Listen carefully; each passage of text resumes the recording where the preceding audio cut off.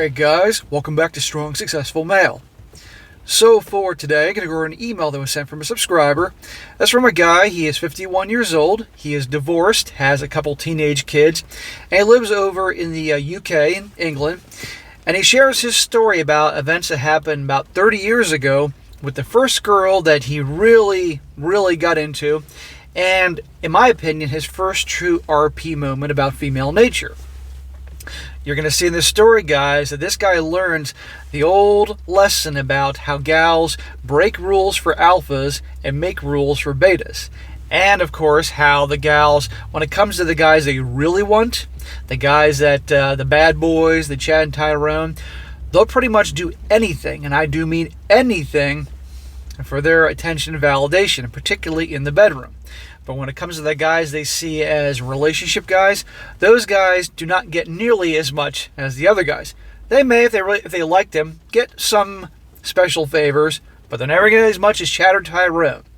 And I thought we'd go into cover here, guys, just to show you that it doesn't make a difference where you live, what your culture is, what your religion. If events that happened decades ago, human nature is human nature. What drives and pushes men is the same at any time period, culture, religion, whatever. And the same things that push, motivate, whatever women, it's the same thing. The nature doesn't change. So for a lot of guys out there that watch me, because I get guys all over the world that say SSM, and I've gotten emails and comments from guys saying that what you talk about doesn't apply to me because my culture's different. Or women in my religion or culture, they're different. They're not going to behave that way. Bullshit. They may, because of maybe restrictions, if you will, not behave on the outside a certain way, but what drives them and motivates them is the same thing as over here. So it's very good I talk about these things and share these stories to guys to understand this. And that'll be great. Being another about events that happened 30 years ago, before social media, before all these things, still, women are women. And before I get into this, real quick, I'm going to read a quick email that was sent from a subscriber about a little get-together he had over the holidays with a divorce attorney who was a friend of his and what she had to say about her line of work. You'll find this amusing. And then I'll get on to the main event. Short story, guy says, Hey, SSM. My wife and I joined a younger couple, not married, for dinner last night. This is over the holidays. The gal is a family and divorce attorney, and this was our first time meeting her. We got on the subject of marriage and asked her about her cases. She told us that most were couples in their early 30s who got married in their early 20s, and the husband is cheating with the babysitter. Others were couples that got married too young and have changed as individuals. We're in California, so the betrayed wives get upset to find out that the courts don't care about the affair. Like you always say, both gals and guys cheat. And this was just one lawyer we spoke to. Keep up the good work. Translation in California, yeah, the guys are cheating, but the courts don't care. It's like, whatever. And sure, it ain't cool that anybody cheats. But a lot of times, situations where the gal cheats, no big deal. The guy cheats, they hit him with a hammer, right? But, so that's pretty funny there. And also he's mentioning here, all these couples are ones that got married really young, 20s. There was cheating going on. They just changed and all that. This is why I say how stupid it is to get married really young. Most people don't have the level of maturity in their early 20s or 20s compared to like our parents and grandparents. So it's very foolish. And how if you're going to get married, both parties, well, let me rephrase that. The men especially, need to be close to 30 years old, if not 30, establish themselves in their career, money put aside, all sorts of important things he has to do. Also with the girl he's with, really get to know her for years, not just 6 months. Really getting to know her, what she's like, how she deals with problems, communication, money. Is she a compulsive spender, shopaholic, or she has a good saver, has a good head on her shoulders when it comes to money? What her friends are like. Are they a bunch of carousel riders? Are they decent people? What her family's like. Does she have a good relationship with her family? Or are they do they fight all the time and there's drama? Because that could be your life. These are important things, but nobody thinks about that. They rush into marriage because of love, or the guy's afraid of losing her, and that's what happens. And right here, real life example. Now, on to the main story from my man over in the UK. He says, Hi SSM. This story is from my younger years, having just turned 20 in 1992. I'm now 51 years old, divorced, teenage kids, and living a contented RP stoic frame. How I got here and the story of marriage and divorce might be shared in the future. But this story is about my first long-term relationship in a pre-internet, pre-social media, and even pre-RP era. It says here, I just dropped out of college in early 1992, failing to complete an HND at university in Northeast England. There was a major recession underway with 15% interest rates killing the housing and job sector. So youth unemployment must have been over 20% in my hometown. Hear that, guys? 1992 in the UK, 15% interest rates. So you think it's bad now. Imagine that. I don't know what was going on economically in the UK in 1992. I'm guessing the high interest rates were to combat inflation. I don't know. Now I'm going to research that. It says here, I lived in a shared house with 4 other students and 1 other unemployed like myself. There was not much to do other than play games in the house on the house Amiga, smoke roll-ups, and drink cheap supermarket lager. It was during one such drinking session that one of my housemates, Hayden, invited over a friend that he had met at his previous house share, an 18-year-old redheaded girl from Melbourne, Australia. It says, I was absolutely wasted at the time, but I could see that me and her were going to get to know each other, if you know what I mean. So, once I had sobered up the next day, I sat there about quizzing Hayden on who she was, if she was single, and could he invite her over again. Her name was Nave. She was single and only had 2 friends, Hayden and his other previous housemate, James. Since arriving in the UK a few months ago, he agreed to invite her over, and the next few times she was over, I stayed sober and eventually made my move to get to know her. To my surprise, Nave had been asking Hayden the exact same question about me, so we instantly formed a connection and got the whole mutual attraction awkwardness out of the way. Okay, cool. You noticed her, you're attracted to her, she noticed you, attracted to you. Cool. She told me that she was an ex-Mormon who had left Australia after her dad remarried. Her mother had died 3 years earlier, and she was not getting on with the stepmom. She asked me to take things very slow on the intimacy side, partly because she was ex-Mormon and this was all new to her and the party, and partly because she was technically promised to another young man, still in the Mormon church, and need to be sure before she took the step of no return. So let's remember this part. She wants to take things very slowly. Ex-Mormon, supposedly promised to some other dude in the church, which is weird as all hell, but okay. Any Mormons on here, ex-Mormons, can explain that to me, please do in the comment section or email me that. So let's make this clear. Take things very slow. Good girl. I probably need to jump back 3 weeks at this point before the makeout session started. Nave had asked Hayden if their other friend James let me go back. Nave had asked Hayden if their other friend James could stay a night in the house spare room to attend a job interview, as he was now living in a different city. Nave is requesting this weeks earlier. Myself and the other housemate had no issue with this, and it was the one and only time that I met James. James seemed like a cool guy, bit scrawny and bit small and scrawny, but okay, with a somewhat abrasive sense of humor. We went out clubbing as a group that night, and all seemed normal. I barely knew Nave at this point, maybe our 3rd time being in each other's company, no dates yet, so I did not register when James stayed at Nave's house share instead of ours. I just remember getting back to ours and then seeing James and Nave disappear out the door with an odd look on her face. A look that I've not forgotten to this day. Huh, how interesting. What could this all be about? Fast forward 3 weeks again, and James had gotten back to his hometown. He did not get the job, and myself and Nave were dry humping like rabbits. Remember, this is 1992, and good girls still allegedly exist. Really, dude?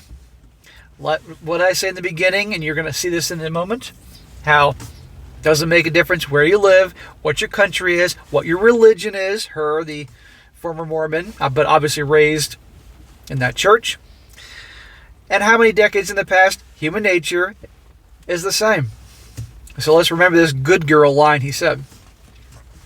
Anyway, one day of fumbling around too many times, and Nave had enough. She ripped off her clothes, then mine, and we abandoned to take a slow approach. Yeah, I can see that coming. What preceded was 24 hours of bliss and sweat that only a couple of 18, 20-year-olds could achieve. Laying in the bed the next day, we started to discuss our S-word past. Oh boy, here we go. Probably the worst and most emotionally damaging conversation I've ever had, given that I was now intensely in love with this girl. Smack!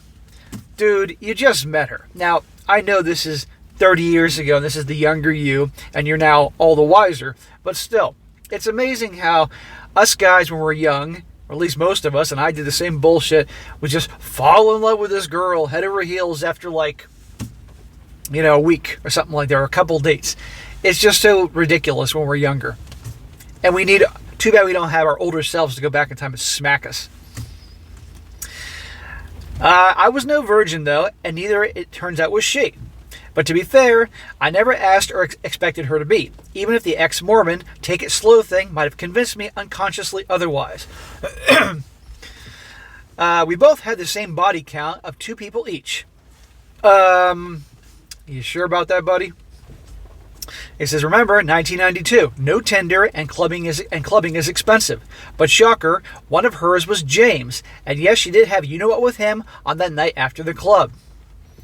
So she's only had it with 2 people. Now, was it 2 people before you, or 2 people including you, meaning James and you? That's what I want to know. I'm guessing 2 people before you. But one of them happened to be that James dude, who there was just something about him. I could tell that he said, well, he was a cool guy, but kind of abrasive. I actually don't think you liked him. And I know you definitely don't like him after I'm about to read. Her excuse was that James was just an F-buddy. And they never kissed, and she thought it would be her last chance to have you-know-what before marrying the boy from church. But then she met me, and she resolved to fully leave the church and commit to me and a secular life instead. Yeah, sure. Remember, this was a few paragraphs ago. She wants to keep it slow. That type of thing. Meanwhile, had no problem jumping in the bed with James the bad boy. What I say about the old make rules for betas and break rules for alphas, she made you wait. Right? And we'll get more into more details in a moment, but James didn't have to wait. To say that my blood ran colder and colder as the conversation progressed would be an understatement. Then the real bombshell hit. What else? She had been, let's just say, participating in 3-hole fun with James, and while she thought it was normal part of the sex, she hoped I wasn't interested, as she didn't like it very much.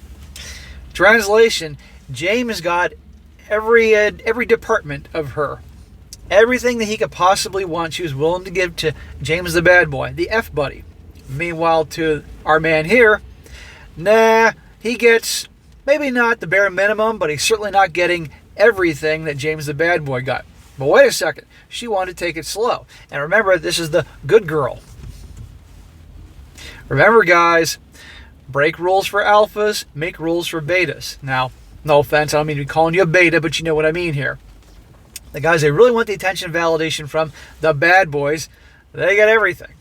So it's certainly in your interest, guys, for you guys that do dating and relationships, but particularly dating and hookups, it's in your interest to have the girl to perceive you as the bad boy or the guy she's chasing after to get all the benefits.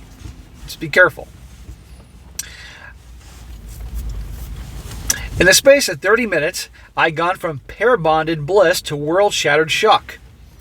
You just got your first serious R-pill lesson. I had no explanation for feeling the way I did. There was no R-pill community or even internet to reference, and growing up in a single-parent household, I had no idea what a normal relationship should look like or feel like. Bro, I didn't have that either. This was pure instinctual revulsion coupled with equally powerful pair-bonding attraction, all wrapped up in my idiotic 20-year-old self. She could see it on my face, but she was pair-bonded as well. I was only her third, and from all accounts, the first to include emotion and not just rebelling against the church. I'm not buying that you were, now we know, her third. And the fact that with her number two guy, supposedly James, that she was not only doing the traditional sex, but she was giving him some Hershey Highway action too. A gal probably doesn't do that in her second roll in the head. Usually there's more dudes. It says here, she did everything she could talk about around it, placate me, please me, and show me that she cared. However, she was never going to get the same version of me she just a few hours earlier. Yeah, you realize that you were just second fiddle. That changed the whole thing. Your whole deeply in love thing. We soldiered on like that for over 7 years, obtaining careers, university degrees, a failed pregnancy, house purchases, and generally building a life together. But I was never in it 100% since that conversation. So you stayed with her all that time. I mean, I'll say this. I definitely think that she liked you, but she didn't have the same desire for you and to please you as she had the James guy. You were, she could tell, the relationship type, you know? And obviously you weren't getting the boring starfish sex or like maybe once a month. Obviously you're having relations, but you realized she didn't see the same way and had the same desire and lust towards James. And that'll piss off any guy. She proposed to me almost every year and wanted nothing more than to be my wife. But I could never commit for that one revelation about James. Should have moved on from her. Maybe if he had been a boyfriend and not an F-buddy, it would have changed things. But as more details came out, it was apparent she had willingly let herself be used and abused by James. And when he turned up out of the blue, she jumped straight back into bed with him. Oh, how interesting. She's with. That's the part that's confusing here. That he said 7 years, but was it after the 7 years that she then got back with him, or was there cheating on her part going on somewhere in between? That's a little confusing. Were you guys in a serious relationship, or was it just kind of a whatever thing? It's a little confusing the way he wrote this. He says, I don't know if this story will resonate with a modern audience, as some say I was an idiot. A body count of 2 is a unicorn. But all I can say is that I did meet my life partner in 1992. A woman that I would still be with today, if not for the above. I looked her up a couple years ago on Facebook, and she never married or had kids, unlike me. She was still in good shape and had made a good career of it. Just hope she is happy with her cats. Go figure. As far as that look she gave me as leaving the house with James, in hindsight, and after many years of taking bitter R pills, I now know that Nave knew exactly what she was doing would mess up her potential relationship with me. She already had me in her sights, but Mr. Right Now was there for her, and despite her consciously knowing it was wrong, she was going to go do it anyway, and then somehow magically expect it not to matter later on down the line. Being interested to hear your take on this SSM, is there a moral to the story or just an indication that things were no better back in this day? We just didn't have a platform to discuss it on. Well, one part is, as I said, doesn't make a difference. Just 30 years ago, women are women. Okay? Go back to the freaking stories in the Bible. Okay? And some people can say, oh, they're just stories, but the point is, they're written a long, long time ago, and there are a lot of similarities and parallels as to today. So it doesn't make a difference where you live, what your religion, socioeconomic status, culture. Men are men, and women are women.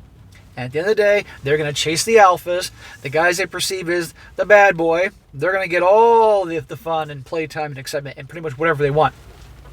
While the guys they see as relationship material, either they're going to get the bare minimum, or they'll get some stuff, some fun, but they're not getting the full thing. Oh, hell no. And you learn the hard way. Now, again, I'm a little puzzled about the end, about this whole 7 years thing, and you stayed with her and all that, and then James showed up or something like that. That part's a little confusing to me, but the point is of this whole story is they make the rules for the betas and they break rules for the alphas, etc., etc. So, something to keep in mind, guys. And remember, and I've said this before a lot of times for you relationship guys that are in your 20s or maybe your 30s, and maybe you're noticing that now the gals are starting to pay more attention to you than they once did when you were younger. Be aware, and I say this all the time, that when women start getting close to that number 30, it scares the shit out of them. It really does. Because they know that when they get to 30, that's when they're going to be seen different. They know their prime is their 20s. That's why they're rushing usually to get a ring on their finger. And they'll then choose guys to settle down with that they ordinarily, when they were younger, would never, ever give them the time of day. But you, a guy in his 30s or late 20s who now has maybe starting to become established in his career, built up his confidence, got some resources, now all of a sudden you're very attractive. And be aware, unless you really have gone from being, kind of the an ugly duckling, blue pill weak guy to transforming yourself into more of a masculine alpha, the only reason they're after you is because the clock's ticking, biological clock, they're turning 30, they want to be married, and they're choosing you. And if you fall for that, the odds are you're going to get the bare minimum in terms of the bedroom department, if any. You're not going to be treated the same. She's not going to love you. That's for sure. So just be careful. And this story here shows how the guy she lusted for got everything. The guy she really liked, relationship material, he got some playtime, but it wasn't the same. And that bothers guys. And that's understandable it bothers guys. I've covered a lot of stories where guys found out that their girlfriend or wife, who they thought they had a good thing was, back in college, in her early 20s, she was as wild as can be, hooking up with every dude left and right, and gave them whatever they wanted. Meanwhile, he wasn't getting nearly what he wanted in the bedroom, wanted to try certain things, explore things with her, because it's his wife, of course. And she's like, oh, I don't do that, I'd hate that, I never did that. And then finds out about, so this is an example. All right, guys, that's it for today. Be sure to comment down below. Let what you think about this. Let this guy know what you think. And be sure to like the video, share with your friends, and subscribe. I'll catch you next time.